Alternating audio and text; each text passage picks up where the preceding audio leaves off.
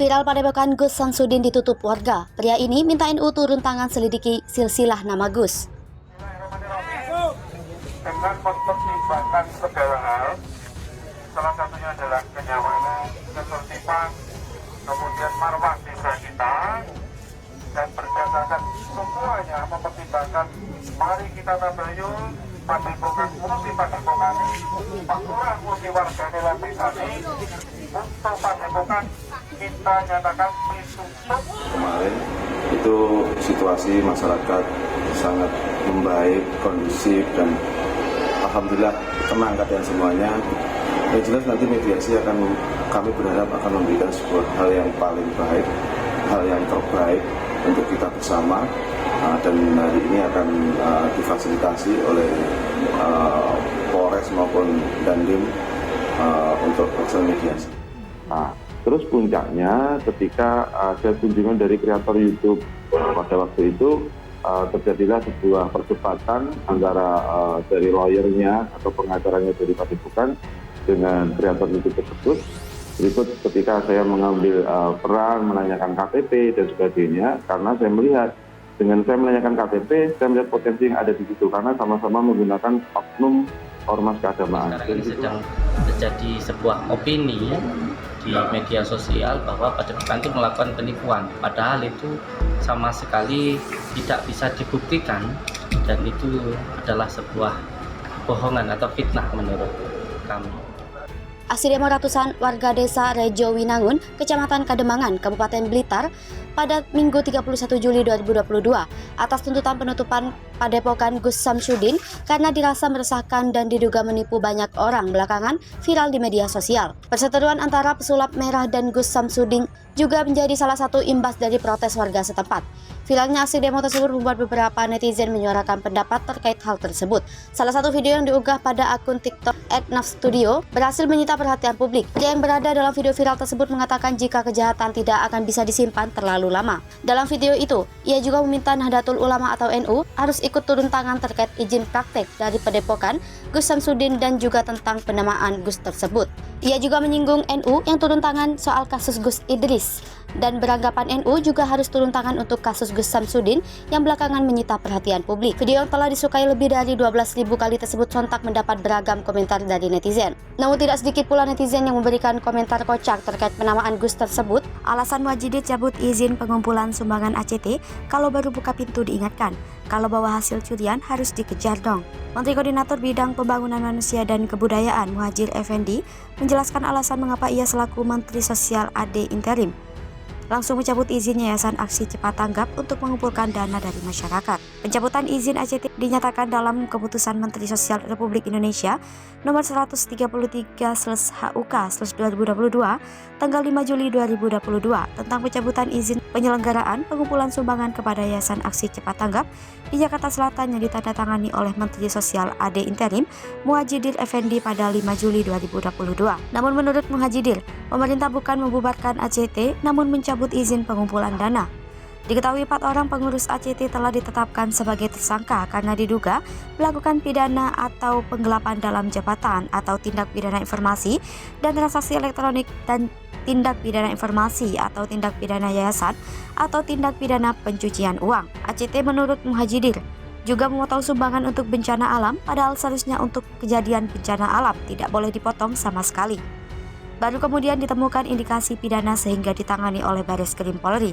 Penyidik Direktorat Tindak Pidana Ekonomi Khusus Bareskrim Polri telah menetapkan 4 tersangka dalam kasus penggelapan dalam jabatan di Yayasan Aksi Cepat Tanggap. Keempat orang tersebut adalah Ahyudin pada saat tindak pidana terjadi menjabat sebagai pendiri, ketua pengurus atau presiden Yayasan ACT periode 2005 sampai 2019 dan ketua pembina tahun 2019 sampai 2022. Ibnu Kajar sebagai ketua pengurus Yayasan ACT 2019 hingga saat ini. Haryana bermain sebagai pengawas Yayasan ACT tahun 2019 dan anggota pembina 2020 sampai saat ini. Terakhir Novaryadi Imam Akbari sebagai anggota pembina Yayasan ACT periode 2019 sampai 2021 dan ketua pembina periode Januari 2022 saat ini. Keempatnya diduga melakukan pidana atau penggelapan dalam jabatan atau tindak pidana informasi dan transaksi elektronik dan tindak pidana informasi atau tindak pidana yayasan atau tindak pidana pencucian uang. Kodireksus Baris Krim Polri Kombes Pol Helvi Asgaf menyebut para tersangka menerima dana dari Boeing untuk dana CSR, ahli waris korban kecelakaan pesawat JT610 yang terjadi 2018 silam. ACT menerima dana dari Boeing senilai 138 miliar rupiah, kemudian digunakan untuk program yang telah dibuat sekitar 103 miliar rupiah.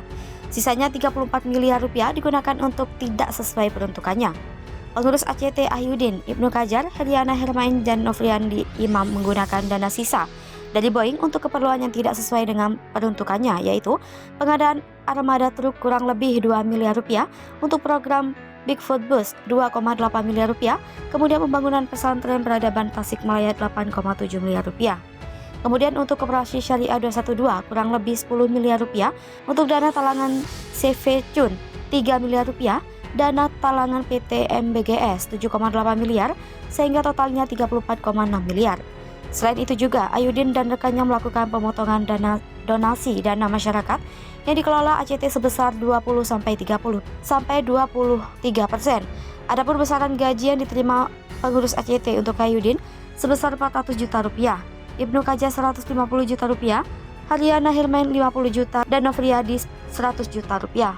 Ada dana 300 juta rupiah milik masyarakat Bunga di rekening ACT. Sejumlah tokoh masyarakat Kabupaten Bungo, Provinsi Jambi mempertanyakan kejelasan dana sumbangan masyarakat senilai ratusan juta yang ada di rekening Yayasan Aksi Cepat Tanggap. Dana sumbangan tersebut dikumpulkan oleh komunitas Bungo Peduli Palestina untuk pembelian mobil ambulans guna membantu warga Palestina. Saat penggalangan dana tersebut, sejumlah pihak dan masyarakat Kabupaten Bungo antusias ikut berpartisipasi dan memberikan sumbangan hingga terkumpul dana sebesar 305 juta. Jumlah tersebut ternyata belum mencukupi untuk pembelian mobil ambulans beserta aksesorisnya yang dihargai berkisar 462 juta hingga 1 miliar 8, sehingga hasil sumbangan dari masyarakat Bungo melalui PBB. Hasil sumbangan dari masyarakat Bungo melalui BPP tersebut seluruhnya ditransfer ke rekening ACT sambil menunggu keputusan lanjutan.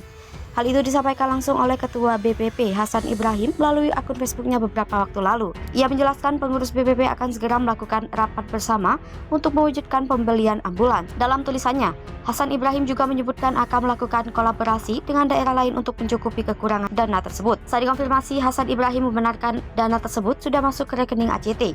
Dikatakannya dana yang ditransfer tersebut bukan berarti menyerahkan dana tersebut untuk dikelola oleh ACT, tetapi hanya sebagai tempat penyimpanan sementara. Terkait kasus ACT yang sedang mencuat saat ini, Hasan Ibrahim terus melakukan koordinasi dengan pihak ACT perwakilan Bungo untuk memastikan agar dana masyarakat Kabupaten Bungo tetap aman. Ia juga menjelaskan meskipun rekening ACT sudah dibekukan, masyarakat Kabupaten Bungo karena tidak ada kaitannya dengan kasus yang sedang melibatkan petinggi ACT saat ini. Sementara itu, salah seorang tokoh Kabupaten Bungo, Afrizal, meminta pihak ACT untuk segera memberikan penjelasan terkait dana yang dikumpulkan tersebut agar sumbangan masyarakat dan usaha yang dilakukan oleh BPP tidak sia-sia.